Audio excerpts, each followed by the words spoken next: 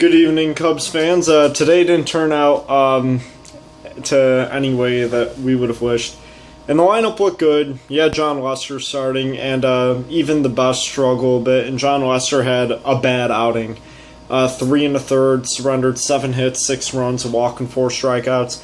You allowed 2 homers. And I mean, when something like this happens, I guess you just got to look and see that there are things that can be done. And for a guy like John Lester, a guy it's proven, he's won 2 World Series. Not only has he won 2 World Series, he's been absolutely outstanding in the postseason. He's been the ace of the Red Sox rotation for a very long time, and he's going to be the ace of the Cubs rotation this year. I don't think this is really a time to worry about it because it's one bad start. We've seen guys that have bad starts occasionally, and it happens to everybody. It happens to Clayton Kershaw, it happens to Adam Wainwright, it happens to John Lester.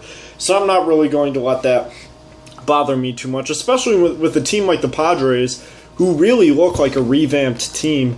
I mean, this is a team, you got Matt Kemp, you have guys that weren't on this team last year. Derek Norris, who's a huge part of it. Will Middlebrooks, who supplies a good amount of offense. So all of that, just things that the Cubs had to deal with today, and ended up hurting them in this 7-0 loss. I'm going to try and speed through the box score because there's really not that much to talk about. Because then, as I announced on the Facebook page earlier, the Cubs made their first round of cuts, so I'm going to spend some time talking about that as well. As far as the hitters, Arizmendi Alcantara started at third today. He goes 1 for 2 with a walk.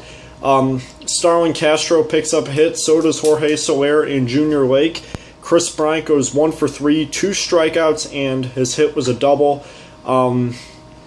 And Mike Olt goes 1 for 3. He's still hitting .286. So really nothing else. Olt had a double. That was his hit.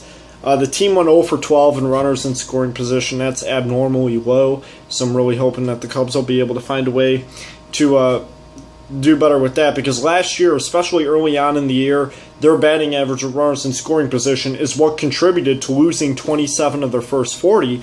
And that's like a big thing that, there's really no definitive way to fix. It's just about making sure that guys are getting more comfortable in that situation with runners on second and third, because that's been a huge problem with the Cubs. Cubs really don't lose a lot of blowout games. Like, in 2013, 2014, they're playing close games. It was just about them not being able to capitalize on situations like that. So we're really going to hope that the Cubs are going to find ways to capitalize on these types of situations. Other than that, the bullpen looked really good. Jason Mott pitched a perfect inning. Neil Ramirez pitched a third of an inning, allowed a hit, but looked pretty good. And that was it. So now to talk about our first round of cuts. I'll make sure I pull this up so I don't mess it up.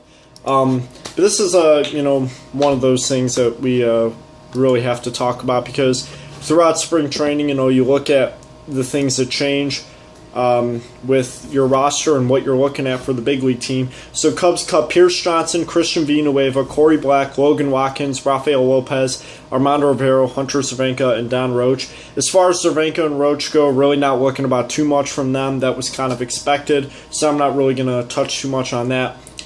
Pierce Johnson kind of surprises me that he was in the first round of cuts. This is somebody that will probably be in Iowa's rotation for most of the year and will probably get a shot at the big leagues later on in the year as a September call-up. Cubs' second-best pitching prospect, and I'm really excited to see what he can do in AAA. Christian Villanueva surprises me a bit. This is a guy that was expected by many to make his MLB debut last year. Things didn't quite work out because of other things that were going on, such as Javier Baez and Arizmendi Alcantara, other infielders moving up to the big leagues. Christian Villanueva has simply become almost of an afterthought. But he's still a valuable piece. We got him in that trade with Texas a few years back. That also, the same trade that we got Kyle Hendricks in. So expect Villanueva to just keep on working in maybe AA or AAA, and then maybe getting a shot at the big leagues later on, depending on what goes on.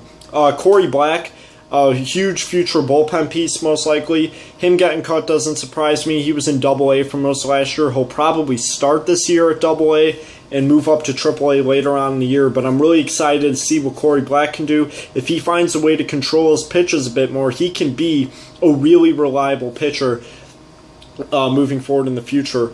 Logan Watkins was also cut, and so was Rafael Lopez. These are two guys that have played in the MLB before. Watkins both in 2013 and 2014. Lopez for a little bit in September last year.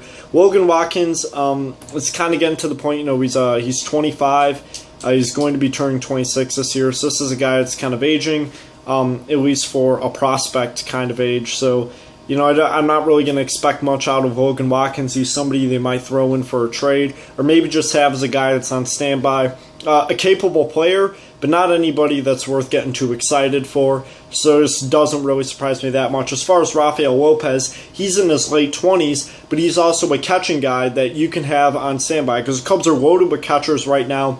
You're still wondering what we're going to do with Wellington Castillo, because with David Ross and with Miguel Montero loaded up, that leaves a big question mark for Wellington Castillo and people that may be looking for catchers. The Cubs are going to try and look and move Wellington Castillo. At least that can be assumed, because having three catchers is kind of pointless because they really won't be getting that much playing time. So yeah, it doesn't surprise me that they made that move with Rafael Lopez. As far as Armando Rivera, this is another guy that has a future in the Cubs bullpen. He's just going to go down and get more work in the minor leagues, maybe make an appearance in the big leagues this year, if not for sure in 2016. And a guy that I could definitely see playing a huge role in the Cubs bullpen in the future. So I really like the decisions that were made for the first round of cuts, and now you're looking at a team, notable guys that survived this first round. C.J. Edwards, our top pitching prospect. Albert Almora, a guy that's still going on. He's performing pretty well. So now we get a better look at who's going to be competing for these spots on the roster come April 5th. And that's really what's interesting, is to see that there's going to be a smaller amount of people that are going to be going for those spots, and it's going to give us a better perspective on what the Cubs are going to look like by watching their games from here on out, because it will be a closer representation of what the actual roster will look like.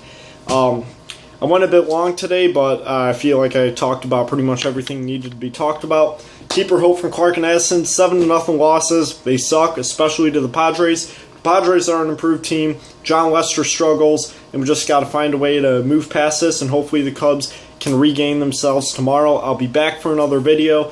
If you haven't already, make sure you like the page, subscribe to the channel on YouTube. Other than that, that's all I got for tonight, Cubs fans, and I'll see you guys tomorrow.